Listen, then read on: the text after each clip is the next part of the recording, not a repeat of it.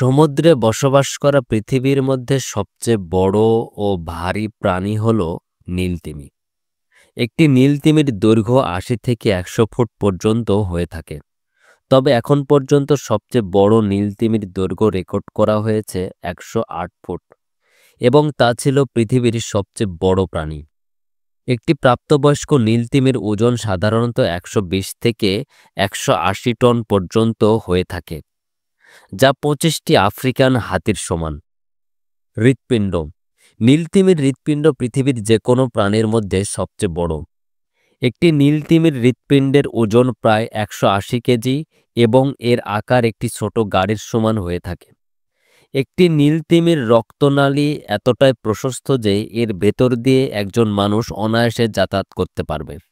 জিহ্বা।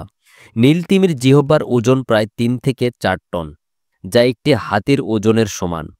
এরা সেই বিশাল জিহ্বা ব্যবহার করে পানি থেকে ছোট ছোট krill ধরে খায়। পানিতে বাস করে বলে নীলতিমিকে অনেকে মাছ বলে মনে করলেও এটি মাছ জাতীয় প্রাণী নয়, বরং এটি সমুদ্রে বসবাস করা একটি স্তন্যপায়ী প্রাণী। নীলতিমি কখনো ডিম ছাড়ে না, এরা বাচ্চা প্রসব করে এবং বাচ্চাকে দুধ পান করায়। এবার আসুন জেনে নেই নীলতিমির খাদ্যাভ্যাস। আপনি হয়তো ভাবছেন এত বিশাল দেহের অধিকারী নীলতিমি হয়তো সাগরের বড় বড় প্রাণী শিকার করে, কিন্তু না। নীলতিমির প্রধান খাদ্য হচ্ছে krill নামক ক্ষুদ্র চিংড়ি জাতীয় প্রাণী। একটি নীলতিমি দিনে প্রায় ৪ টন krill খেতে পারে। শ্বাস প্রশ্বাস। একটি নীলতিমি প্রায় ২০ মিনিট পর্যন্ত পানির নিচে থাকতে পারে।